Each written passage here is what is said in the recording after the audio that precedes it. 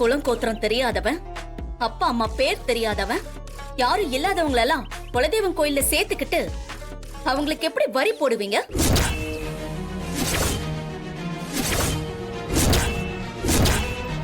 அதை எப்படி ஒத்துக்க முடியும்?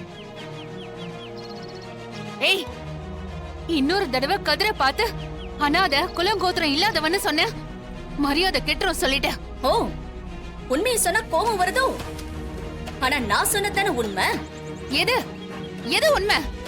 கதிர் எங்க வீட்டு புள்ள, அவன் ஒண்ணு அனாதை கிடையாது. நீங்க வேணா உங்க புள்ளன்னு சொல்லிக்கலாம், ஆனா இவன் அப்பா அம்மா பேர் தெரியாதவன் தானே.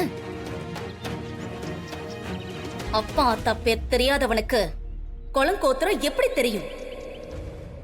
அதுவே தெரியாதவனுக்கு எப்படி வரி போட முடியும்? சொல்லிக்கிட்டே இருக்க, திரும்ப திரும்ப அதே சொல்லிட்டு இருக்க.